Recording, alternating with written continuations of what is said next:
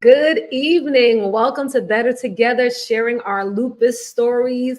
I'm Shanelle Gabriel, and we are all the way live and talking about lupus. We thriving with lupus over here. Better Together is here to empower people living with lupus with the tools to be their best advocates, to connect to others in the lupus community, and to live their best life. So, this is our second for this season, and every other Tuesday we're going to be here. But I have to welcome my co-host. Please put some welcomes in the chat. Let's welcome Dr. Micaela Bayard, aka the Lupus Doc.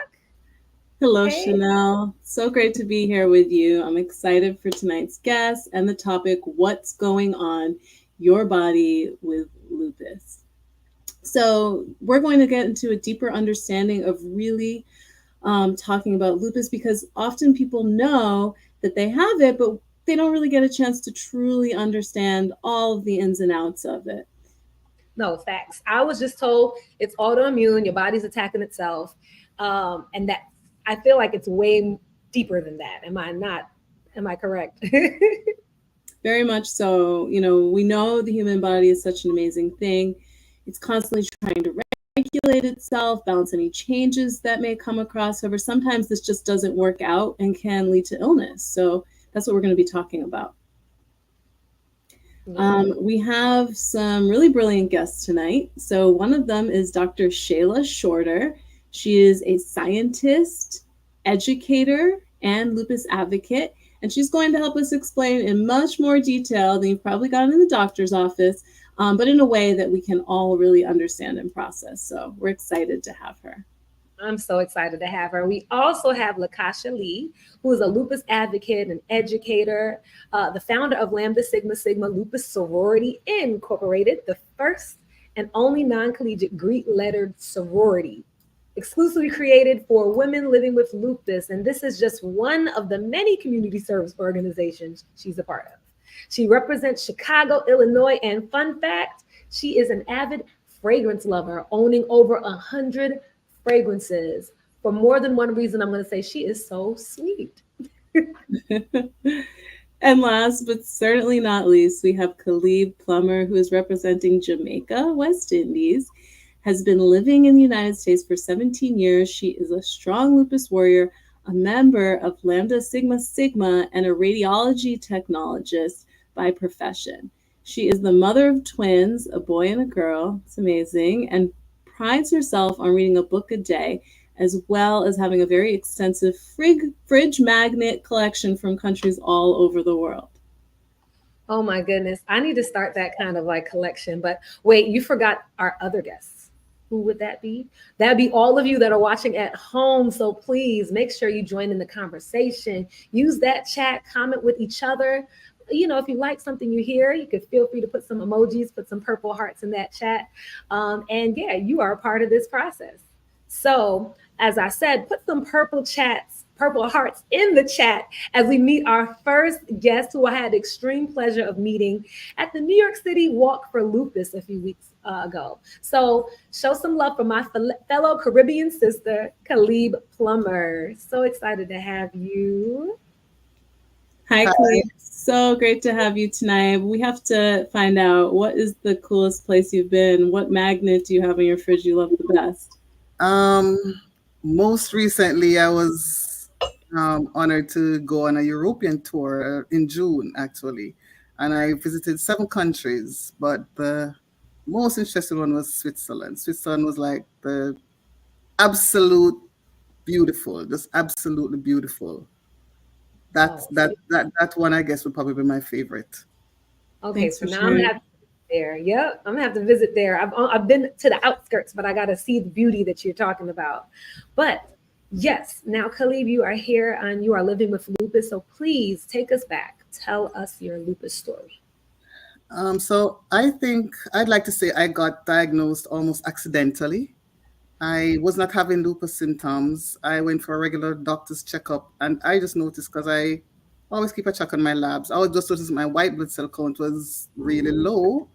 When I queried it, nobody else seemed to think it was that big a deal. But after watching for 3 to 6 months, it just was really low, and I got worried. They say a little knowledge is fatal. So because I'm working in the medical field, I started thinking blood cancer and all kind of crazy stuff. So I said, you know what? I just got to put my mind at rest. So I asked for a referral to go to see one of the doctors of our cancer center. And I went over there and they gave me a whole barrage of tests and stuff because they thought something was really off as well. And they did a whole lot of tests. And after all the tests, they said, no, this looks autoimmune. So then they sent me to rheumatology. And then when they did, those panels, then I came up positive for lupus. At this point, I still was not having any external symptoms or anything at all like that. And then as soon as I got diagnosis, that's when I started getting sick. I started getting all the symptoms, the fatigue and the pain and the joint swelling. And it eventually reached to, it bothered I think I got a little bit of everything. I have Raynaud's. Um, it affected my heart and my lungs, my GI system, my brain. I have like horrible, horrible brain fog, like really bad brain fog. And I think I'm having Alzheimer's sometime. It kind of just touch a little bit of everything. It affects my legs a lot sometimes. Like I just can't walk. We can never explain that one. I just literally cannot walk at all. 2 days and then after that I'm okay. Just different things. So we know lupus comes with such varied symptoms. And I guess I got a little bit of each of them. So it took a little while. The first 2 years were really, really, really rough. I got diagnosed in 2015. And up to like 2017, it was really rough. Like I was sick all the time. I couldn't go to work, all kind of different medications, trying to find something that worked. But eventually we found a cocktail that kept me stable. And, there's still bad days, so not so good days. And every day that I get up and it's a good day, I am thankful. Cleve, thank you for sharing. You mentioned so many different symptoms. Like other people living with lupus, you can experience such a range of symptoms, but what has been the most challenging for you? The most challenging for me is, I guess, maybe the unpredictability of what is going to come next. Right. I make a joke about it. Like I say, like, if I have certain things that hurt me all the time. So I say, today somebody say, you okay? And I say, oh, it's today's shoulder day. Meaning today, that's what's bothering me. Like every day is something different. You never know what's going to happen. And it's most challenging for me with work, I guess, because my job is very important to me. And I take it very seriously. I think it's a big responsibility. And I don't like waking up one day and then I have to call out because I can't walk. Or, my job is very physical, or I can't use my arm today. So, I have to call out. Most of the days I push through and I go to work regardless of whatever is hurting me or how I feel. But when it's a limb that can't work, then I really can't go. So I think that's one of my biggest challenge, having to live day to day, not knowing, okay, I go to bed okay, and how am I gonna wake up tomorrow morning, Or it happened to me at work. One day I was at work, I went for lunch break and I went to sit down, I put my feet up, and then when my hour was up, I couldn't walk.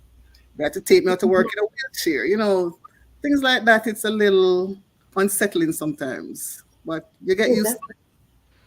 No, definitely. That's a lot to have to really modify your life around lupus. And that's something that, you look great, and everybody, that's one of the hardest things about lupus is looking great or maybe feeling great at the top of the day. And then something happens that it's not feeling like that. I do like that because I like being in the gym and trying to work out when I can, and I like that it's a shoulder day, it's a leg day.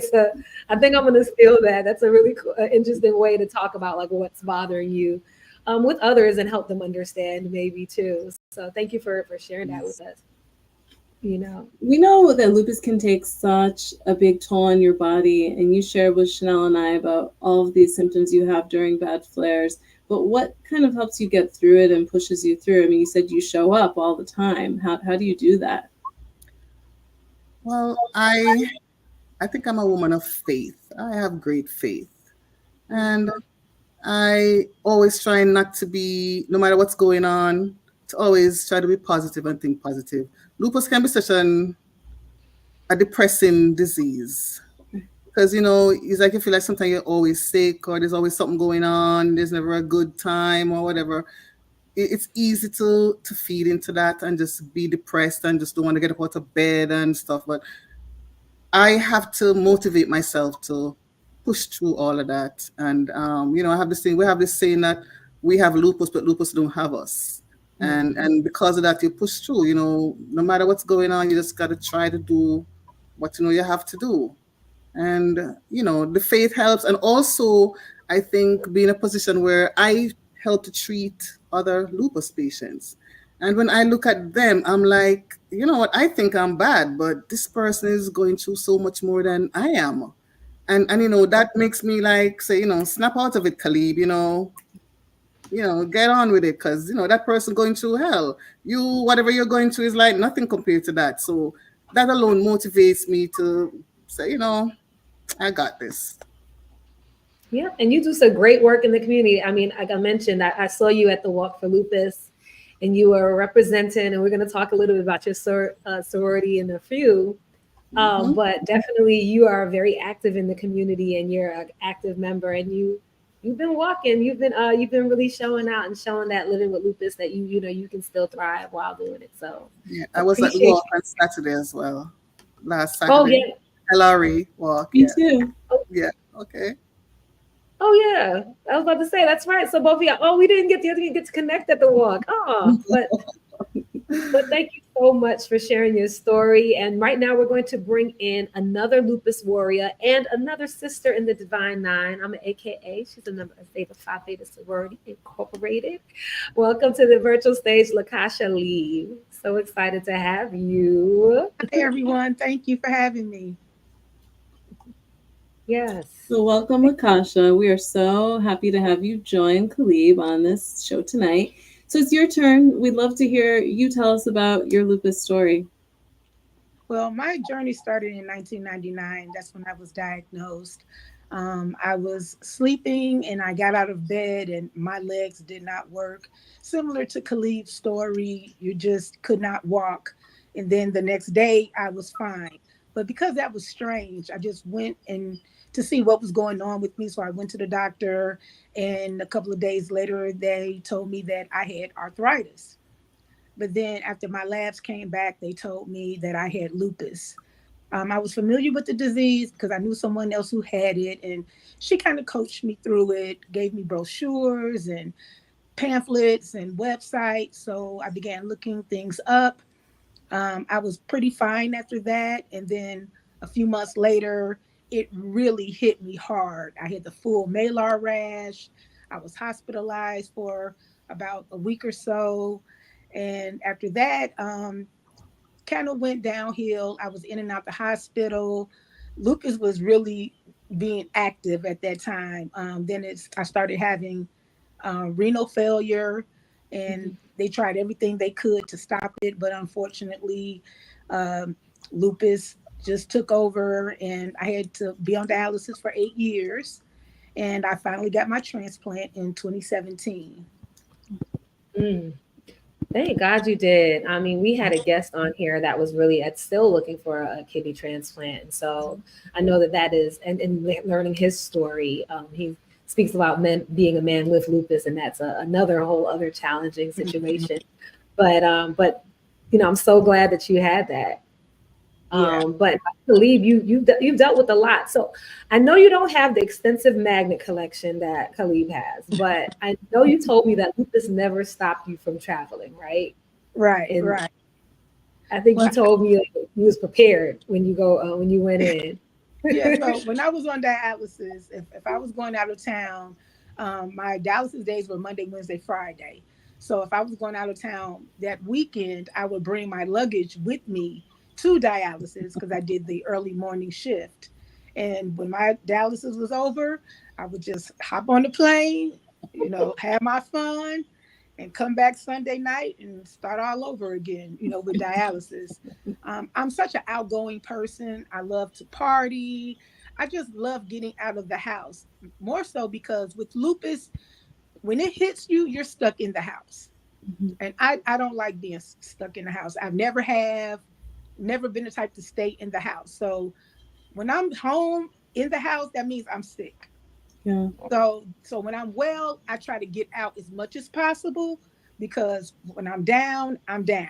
So I really Yeah. want to enjoy life, see things, go places, just live life. You only have one. So I'm really not going to let lupus stop me from living my life. If it's a day to get out, a weekend, a week, it doesn't matter. I'm getting out this house. If I I love have to. that. I love that. So knowing that you love to be out and about, what do you do to help avoid flares? Because I know you don't want to mess with those trips. Right. I try to stay stress free. I really try not to let anyone get me down. If stress do come my way, I'm the type of person that has to vent. I have to talk about it. I might have to talk about it for several hours, but I have to get it out. Then once it's out my system, it's like, okay, now we can go on with whatever else I have to do. But I just have to I have to release it, and releasing it for me is venting. There you go. There you go. Well, I want to say thank you so much. And I know that you were out of town this weekend as well, both of y'all. So can you just really quickly say where you went? Because I know you've been on a world tour of walks. Yes, I was in Indianapolis at the LFA walk, and it was their first walk in several years. So they were bringing it back to that city, and it was very cold that morning, and but we were out there, and we had a very good time. And I did a little bit more walking and standing than I should have. I did not participate in the walk itself, but just walking around, meeting people, introducing myself, networking, just being a happy person, just having fun. I mean, enjoying the moment. So yeah, I did a little bit too much. So I'm paying for it now, but I'll be okay. Oh, thank you for sharing. And thank you for still making time for this. I hope after this show you're gonna get some rest. Get some rest. Okay. And I mean, I think it's so great to hear all of these experiences both you and Khalib have had working together. So we're gonna and also congrats on being hospital free for years. I know you had Yes. told me that it's been some time since you've had to check into a hospital, and it means a lot to hear folk that you went through what you've gone through and are still here and going and thriving. So thank you. We'll come Yeah. back to both of you. We're gonna come back to both of you to discuss the other way that you two are connected. But right now, I'm excited to bring in award-winning scientist, educator, and a fellow lupus warrior and advocate, Dr. Shayla Shorter. Thank you so much. Hi, everyone. Welcome, welcome to Welcome. the show, Dr. Shayla. Now, I know you're here to help us break down the science behind lupus, and we all want to hear about that. But we have to get a little bit of your lupus story since that's our theme here. So, can you tell us a little bit about your story? I heard that it started really young. Yes. So I was actually diagnosed with lupus when I was 8 years old. And it actually was the kind of driving uh, determination behind me going into um, studying lupus as an immunologist. So I got a PhD in immunology, and my desire was to study the immune system because at that young of an age, having something like lupus affect your entire life, for me, I just had a burning desire to figure out what was going on. No, thank you. Can you? I'm so curious to hear you share. What are some symptoms that you had as a child very early on, and how are your symptoms now? Sure. So initially, I presented with swollen joints. And so, for an 8-year-old kid that was previously really active, my parents were really concerned about kind of my sudden change in walking and getting around. And even though it's quite I don't want to say rare, but about 1 in 5 people with lupus are diagnosed at younger ages. So in adolescence, um, my pediatrician said, you know what? this might be a long shot, but let's test her for lupus. And that kind of led me down the road to after the age of 8, I had lupus nephritis, unfortunately. I had kind of the full range of lupus symptoms that many of you have, including loss of hair, pericarditis, pleurisy, all of those fun things that us lupus patients have. Thankfully, today I am actually doing quite well. I probably haven't had a flare in about 2 years, and so I try to stay hopeful and stay healthy, and hopefully the symptoms stay at bay. I mean, thank you so much for sharing. I had to look you up and Google you and do some research. And you've done so much great work educating the community. Just you were previously in a role, I think it was a previous role as the LRA's, the Lupus Research Alliance's scientific program manager. Yes. And so I know that your task here tonight, which that was awesome. You have so many videos. Yes. You're kind of a celebrity over there. But your task here tonight is very simple, because I feel like you've been doing this great work. And many of us lupus patients, myself included, we were all taught the symptoms of lupus, which absolutely are terrible and ridiculous and suck, But Yeah. doctors don't always do a great job of explaining the how. Not you, Dr. Micaela. I know you do a good job. You let the patient. But Dr. Shayla, we're asking you, please, in layman's terms, break it down. What goes on inside of a body with lupus? And audience, feel free to put questions in the chat. We are going to bring you in as things continue. If you have any questions, we'll try to get to a few of them in here right now. But yeah, Dr. Shayla, take it away. What is lupus in the body? Yeah, sure. So I think what I'll say first is that lupus is a really complex illness, and doctors and patients alike, we're all trying to figure out kind of the root of this really insidious disease. So, as you all might know, lupus is caused by the body's inability to tell the difference between what is dangerous, so something like a bacteria and a virus, and what belongs to the self. So usually we call it the difference between self and non-self. And so for a number of different reasons, many of which haven't quite been figured out yet, the body loses the ability to tell that difference between what's dangerous and not. And so what happens is the body's immune system essentially mounts a response to aspects of your body. So that can include different organs, so including your skin, which is the largest organ of your body. It can be your heart. For many people, it's the joints. And also, as Lakasha mentioned earlier, it also can be your kidneys. And so it really is caused by an assault against the cells that are a part of these organs.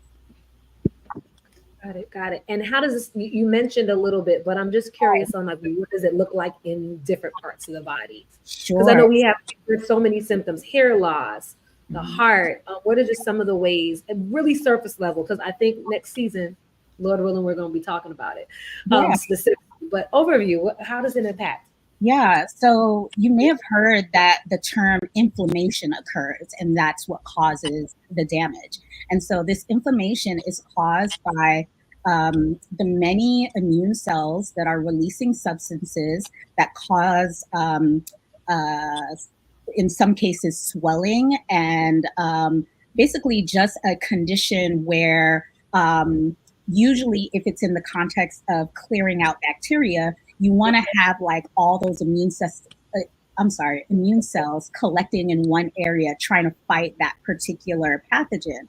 But in the case of, let's say, your kidneys, having all of those immune cells flood into the kidneys, thinking that there's a pathogen there and releasing all of these dangerous substances can cause damage to the vessels of the kidney, making those vessels less capable of doing the filtration process that the kidney usually does. And so therefore, people with kidney nephritis, or lupus nephritis, I'm sorry, end up with kidneys that don't function well. And oftentimes, the medications that are used are designed to either stop that assault of immune cells, or if that doesn't work, then unfortunately, some patients will end up going through dialysis, which is kind of a process by which a machine helps do the filtration process that the kidney would normally do. And in more extreme cases, which some lupus patients do experience, as you mentioned, Shanelle, some people have to get new kidneys altogether because of the damage that the immune cells cause to the vessels and cells of the kidney. Dr. Shell, you do such a good job explaining this inflammation process with all of, this normal process, that I always say, like, it's run away, it's overactive. Yes. So many of the questions we get are like, what really starts out that process? And since you're the expert, maybe you can talk a little bit about what we know. Well, I don't know if I would say that I'm an expert. Even the foremost lupus experts would tell you that we're still trying to figure that out. So in some cases, we think that there can be some sort of genetic predisposition to having immune cells that are a little bit overly sensitive or easy to react to something, a trigger that normally it shouldn't react to. So it's very, sometimes I relate it to having allergies. So some people might have allergies to dust, right? So in reality, dust isn't dangerous, but people will often have a reaction to dust and sneeze and have all of those types of reactions to something that really isn't dangerous. Very similarly, an autoimmune response is essentially the body responding to something that should not be dangerous in a very kind of overactive way, right? And so what happens in lupus is that you have this inflammation, you have these cells responding, and Dr. Micaela, as you alluded to, this inflammation just keeps continuing and continuing. And sometimes you might hear your doctor say chronic inflammation. And so chronic inflammation just means that in opposed to the immune response just turning on and then turning off, in lupus patients, you can kind of have this chronic on switch of inflammation just constantly going. And the body is not designed to maintain that amount of inflammation. And so it can be really, really dangerous, as all the symptoms of lupus kind of show. Thank you so much, Dr. Shayla. You have been breaking down so many important terms. We're going to have you on repeat with your definitions of inflammation and chronic inflammation and just the immune system. I mean, I think these are the terms we try to really share and explain all the time. You do a lot of work clearly to educate the community and lupus community. What do you think is really the most important takeaway, the most important thing to understand lupus? Ooh, that's a good question. So if you're asking me as a scientist, what I will say is the things that are important to keep being healthy for any person are even more critically important in a person with lupus, right? So yes, there are so many things that we don't know. We don't, fully know quite yet how to cure lupus yet, but things like exercise, eating well, lowering stress levels, those are all super important for lupus. As a lupus patient or a person living with lupus, what I will say is really important is for you to share with your circles, with your networks, what having lupus is like. Because I think sometimes they might hear the term lupus and they really don't know. And so you don't have to have a PhD or an MD or anything to explain to someone your own personal experience with lupus, right? And so you can tell them, yes, it's an autoimmune disease, and this is how it affects me. And this is how you can support me in the journey that I'm going through. So that's what I would say as both a scientist that studied lupus and as well as a person living with lupus. I love Okay, that. And it's true to what we do here, talking about journeys. No, thank you. And thank you for bringing that part of it. You don't have to always, I think sometimes we think we need all of the words. We need all of the big words to be able to explain things. And you really showed us that we can really break it down in a way that people can understand. There are a couple of questions in the chat that I'm seeing. One person's asking just what are Shayna Brown? I want to give people shout outs. What are things that people can do externally from medication that can possibly help people live with lupus a little bit easier? I'm just curious if there's any science on there or anything you might just know about that. And Dr. Micaela, I'm gonna throw that to you too, if you can have any thoughts too. Yeah, well, I'll just say that, it's always first and foremost important for you to listen to what your rheumatologist or doctor that's overseeing your health, listen to what they say, because they have the most up close view of what your health status looks like. But as I mentioned before, I think one of the big things is lowering stress levels. I know that in this day and age, it can be hard to even, figure out how do I get away from stress, right? But we know that stress exacerbates lots of different health conditions. And so lowering stress levels can do a lot to helping you to manage the disease, both from a mental, emotional kind of perspective, but also has impacts on the actual biology of the disease as well. No, you said it well. It's stress plays a huge role. Thank you. And I mean, we have a bunch of questions in the chat, some of which are I'm going to say we probably won't be able to get to today, but trust me, we've been looking at the chats, and that's how we also figure out what topics we cover moving forward in the future. We see a lot about asking about food and a lot of questions about just alternative medicine, of course. And we know that is, as a community, as a Black woman, we always trying to find. I'm a Caribbean, we love a bush, we love a tea. Jamaican, all the teas, man, all the teas. My parents had me on all the teas. But we'll definitely try to talk about food in the future, because that deserves a whole segment. And I did not prepare Dr. Shayla to be talking about nutrition, so we're gonna make sure we get a guest in to talk about this in another way. And also, we've talked about some of these topics in past episodes, so please make sure that you take some time to do that, and take some time to check out our previous episodes, because we did talk a little bit about some of these questions that you have here around food, around just some comorbidities and predispositions. But yeah, thank you so much, Dr. Shayla, for really clarifying all of these important things and really helping us know what's going on within our body, because it's empowering to know it, to not feel like our body is a stranger now that it has this new thing that it has to manage. But what we are going to do, we're going to bring our guests back in, speaking of empowerment, and we're going to talk about the ways that they're empowering others through their organization. So let's bring all of our guests in here, Lakasha and Khalid.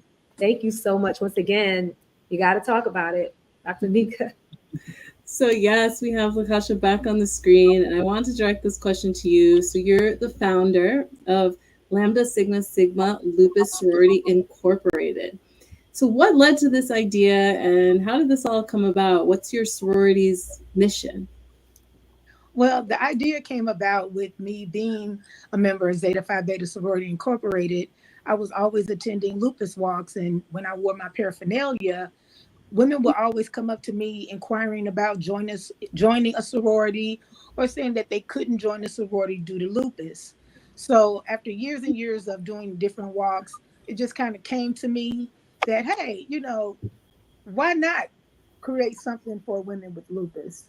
And so that's pretty much what I did. And to sum up our mission, is basically, we support men and women with lupus, pretty much everybody with lupus. We volunteer, we donate monies towards lupus research and other lupus advocacy organizations. And that's our goal, is really just to help find a cure for lupus. And that's our main goal. Amazing. That's that's awesome. I mean, I think just the idea of a sorority to get people talking. And Khalif, just curious, how has being a part of this sorority been helpful to you? How has that helped you? Oh man, it's a godsend. As I said before, lupus can be a very isolating disease, and having this family that are like-minded, they understand exactly what you're going through. Because Dr. Shayla was just saying that tell other people about lupus and how they can support you. But I find that sometimes you do that and they just still don't get it. Unless they're going through it, they don't get it. Our sisterhood is very supportive. If sometimes people have a weird symptom, like this pops up and they don't know, they'll say, "Oh, anybody else has this going on, or what do I do?" And we kind of help each other. We support each other, not just physically, but emotionally. And we all on the same page about advocating for a cure. We are very much into supporting all the other organizations, lupus organizations. We're all on the same page. It's very good when we get together. Maybe twice a year. Usually we go to Washington, and then also we have a Founders Day weekend. That's when we all get together. It's a grand time. Oh, that's amazing. So I'm curious. I know that you have like subgroups, you have auxiliary parts of this organization. Please talk a little bit about that, because I know there are people that want to be members, but I also think it's really cool the community that you build through this. Well, we have a support auxiliary called Lamb the Lambs, LAMS, which is Lupus Army of Motivating Supporters. And that consists of a family, friends, and just lupus supporters in general who want to help out the sorority, promote the organization, to promote fundraising, assist in fundraising, and assist us when we go out to lupus walks. Mm, that is so great. And so how older the kids that are a part of this? So the auxiliary that we have is for men and women and young boys, and that's from, let's say, 17 and up or 18 and up. But we do have a youth auxiliary for girls with lupus, and also with young girls who are members, who are relatives of members of the sorority who may not have lupus. And that's from age 4 and up. Because even though those kids may not have lupus, young girls may not have lupus, they understand what we go through, because they're either our daughters or our nieces or our grandchildren or sisters. So they are impacted as well, even though they don't have lupus. So And what say I'm someone living with lupus, how can I, reach out? How do I take the next steps to be a part of this sorority?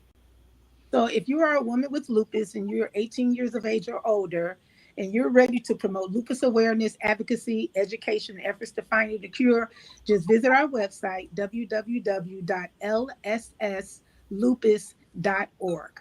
And all of our social media is lsslupus.org. Thank you. that is so amazing. And I have one more question. Just can you talk about some of the other events that you've done? Is it just the walks? I know that you've had a couple really cool events that you've done.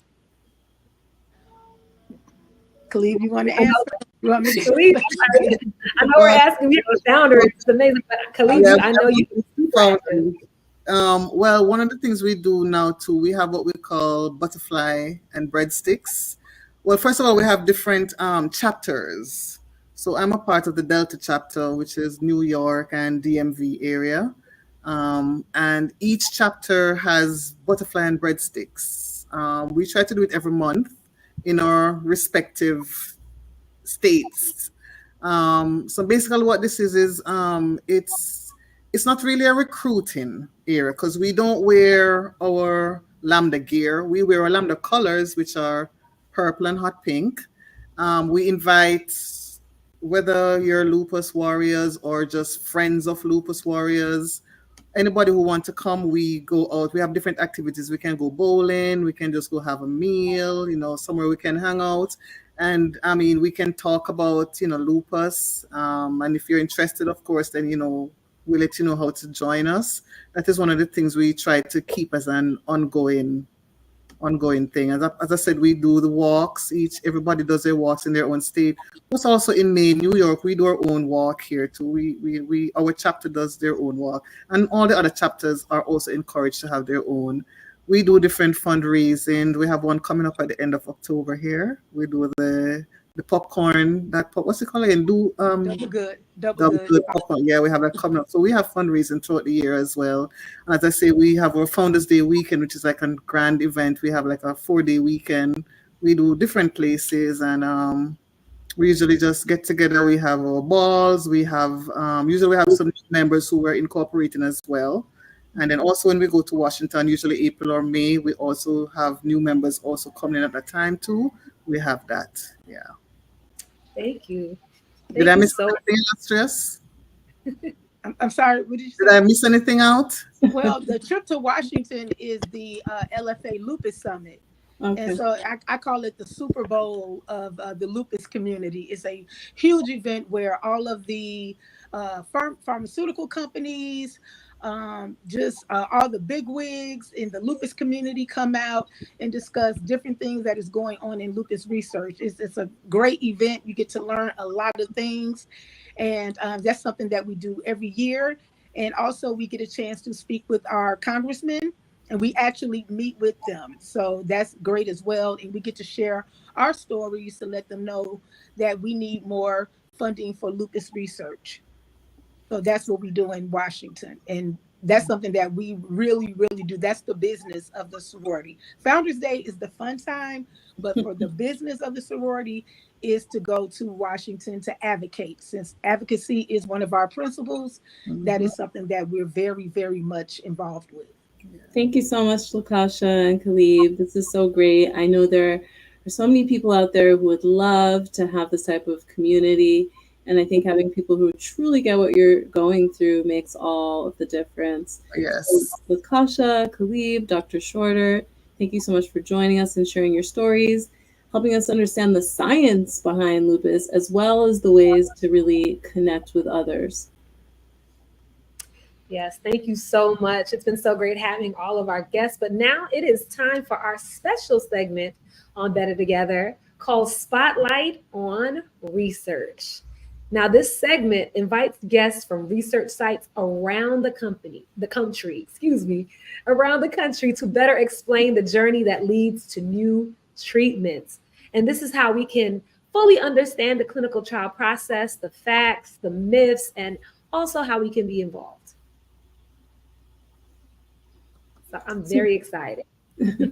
So join me as we welcome Dr. Megan Lockwood, Director of the Lupus Program and lead for the investigator site, which we're going to talk about in a minute, at MedStar Georgetown University Hospital in Washington, D.C. Dr. Lockwood. Well, thank you so much for having me here today. Thank you for coming and joining us. And, I'm using all these different terms, but the goal today is to really understand all of them. So tell me a little bit about what it means to be an investigator site. Yeah, so an investigator site is also known as a clinical trial site, and it's basically any place where a clinical trial is conducted. So it can be at a university hospital, it can be at any type of institute, it could be at a regular clinical center, or even in your neighborhood clinic. Thank you. Oh, no, thank you. That's so helpful to know. So, we said clinical trials, but just for the sake of making sure our audience understands, what exactly are clinical trials? What is the goal and how long do they last? Like, just give a bird's eye view of what clinical trials are. Yeah, it's a great question. Clinical trials, or sometimes they're called clinical studies, are a type of research that helps scientists and doctors to learn more about ways to manage different diseases and medical conditions. And really, for any medicine to be prescribed or sold, they must go through a very long and careful research and approval process. And after, potential medicines have been through testing in a lab, clinical trials are performed to understand if they're safe and effective in humans. And clinical trials are really the only way that researchers are able to understand diseases and how potential medications may work in people of different ages, races, sexes, and more. So, Dr. No. Megan, as a medical doctor, I don't do, all of this type of work every day. So, what was your motivation behind deciding to be a clinical trial investigator? I have such a passion in getting to care for people who have lupus. And I would just say I loved getting to hear the stories that were being told today, and just am so grateful to get to share this space with you. And I really strongly believe that one of the keys to advancing health equity is ensuring that people from diverse backgrounds join clinical trials. And as we know, people may experience the same disease differently. And that's especially true in lupus because lupus affects everybody in different ways. An accurate representation of people in clinical trials not only helps to fight health disparities and inequalities, but it's also just good science. And that's why it's critical that the people who are involved in clinical trials accurately represent the population that the medications are designed to treat. And historically, clinical trials did not always recruit participants who represented the people most affected by a certain disease. Most clinical trials historically relied on almost exclusively on white male participants, which we know are not the major group of people who get lupus. And this shortcoming has created a huge gap in our understanding of diseases, preventative factors, and how well treatments work across different populations. And it's these gaps in knowledge that make it harder for doctors to counsel patients on how to reduce their risk and advise them on their best treatment options. And I really do believe that these gaps in knowledge are also really holding us back from the development of more effective medications and interventions. And this is so particularly important in lupus. I think, as we all know here, lupus is a disease that disproportionately affects minority populations and disproportionately affects women. Black people make up 43% of people with lupus, but are only 14% of people in clinical lupus trials. We know that white people make up about a third of people with lupus, but they are vastly overrepresented in clinical trials, making up over half of clinical trial participants. And we know, Just because you brought that up, and I thought that was such an important point, and just really getting the grasp on that. And because I think for our viewers that might not know all this data might be, like really, really overwhelming. I remember a world where there were no lupus medications, and to hear a statistic like that, that so many, white male who don't get this disease are at the proportionate rate that we do, are the people that we're testing this on, that we're allowing to be the ones that say this works. And so I appreciate that. I mean, while we talk about that part, I'm really curious, just because I want to make sure I use this time. Can you just talk about what's required of a participant in a clinical trial? I think people don't always understand that. Maybe there's a quick overview of the clinical trial process you could give. Not that we're going to go through it as we go through the rest of this season, but maybe just a quick overview would be really helpful. Absolutely. What I'd start by saying is that every trial is different. So the requirements are going to be different for each clinical trial. But what's the same is that before you join any clinical trial, the first and most important step is that the study team, so those are the doctors, the researchers, the research assistants, they're going to get together and give you a very detailed overview of the trial. And that's part of what we call the informed consent process. And during the informed consent process, you'll learn details about the trial, how long the trial will be. Some trials are just a couple of months, other trials are 20 or 30 years. They can be anywhere in between. You'll learn about what you'll be asked to do. You'll learn about any known risks of the medications, any potential benefits of the medications. And then you'll also learn who to contact with questions, concerns, or if you counter any problems. And it's after you go through this informed consent process, it's completely up to you as to whether or not you want to join the trial. And even if you do join the study, you're free to leave at any time. I think that was the thing. I participated in a clinical trial, and actually the thing that I was studying came to be. It's actually a treatment that people have access to now, and I think that was the thing that made me feel really comfortable, was the fact that you can leave at any time. I thought once originally, because I first said no, just so you all know, I said hell to the no. When my rheumatologist first brought it to me, I was like, no, chill, y'all not gonna use me as a guinea pig. But I think that was the thing, like this idea that even if I signed, I could say, this don't work for me for whatever reason, and be able to walk away. And I think that that's an important thing. We're gonna take some time to talk about informed consent in a future episode, but I do want to thank Dr. Megan Lockwood. Thank you so much for sharing the work you do. And you're at Georgetown University. Where is that located? That's right. We're in Washington, D.C., and we care for patients all throughout the DMV. Oh, okay. DMV in the house. I wonder if we have anybody from the DMV in the chat. I'm going to see and check if DMV's in the house. Please put thoughts in the chat. But I just want to say thank you so much. It was really, really helpful to hear you share just a little bit about what this process is. And we're going to keep doing these conversations with other investigator sites just to really understand how this could be, what are the things that we need to know to consider this. Maybe it's an option for some of you out there, maybe it's not, but we want to always make sure that we give our people informed information so they can make informed decisions. So thank you so much. And thank you once again to our guests, Khalib, Lakasha, Dr. Shorter, Dr. Lockwood. Thank you so much for joining us today. Yes, I think it's so true. The more we understand the science behind our bodies and the resources available to us, we're able to make better decisions about things like clinical trials. So we also want to thank you, our viewers, who have been active in the chat and supporting us throughout the show. Thank you to Biogen for allowing us to be with all of you tonight. And if anyone is interested in getting more information about lupus or information about participating in clinical trials like we just talked about, please go to www.biogentriallink, BIOGEN triallink.com. Yes, and if you're interested in a specific study, just a specific clinical study, like you're like, I want to do this, I want to learn more, please take a second to scan any one of these QR codes that you see on the screen to learn a little bit more. And this is more details for you.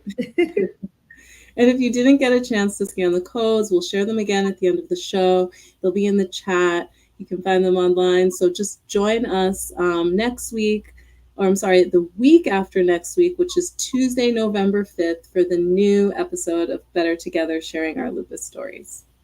Yes, it's on election day. Some of us might need a break from the intensity of that day. It's so real.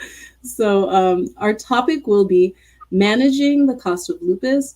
We're going to be exploring the different ways to cope with money and time that lupus requires and really delve deep into that conversation. Again, please join our community. Follow us on Instagram at For Better Together Lupus. You will see links to all of these great guest pages and also on Facebook. So now, to close our show, as always, Shanelle's spoken word. You think you own me. Squeezed my life in your palms, taking over my body. You think you are me, lupus. You think because you've hijacked this vessel that you're captain. You think you can get away with mutiny. But see, I'm still the same me, the same beautiful butterfly floating on the breeze. I'm not scared to wrestle the wind, to battle Reynard's thorn, not afraid to diss this disease, to find peace, to be at ease with this disease. I missed my old life, but I'm fashioning a new one with this disease. And in no way am I saying this is easy. The way that my cells fight themselves, that my chest rests in a cage of pleurisy, that my scalp cries strands of my hair, that the pain in my knees, which interfere with my prayers, makes it hard to sometimes find the joy in life. But no matter what makes the sun less bright, but I know no matter what, there's nothing that can take away my fight. And when it seems to make my day feel like night, I'll still reach for a star. When it seems my world spins left, I resolve to force it to revolve right. And even if my limbs refuse to move, my spirit will still dance. Every day, I'm going to choose to enhance this universe with my presence in any way I can. See, listen, grateful to those that can support me. I love me, and I know that lupus is not me, but it's the spark that created a flame. My lupus is not me, but it's still the source of my vanity. Lupus, you can't damage me because my body isn't all that I possess. See, I still have a purpose, a reason to smile. I'm still living my life with no regrets. Thank you so much, y'all. See you in 2 weeks.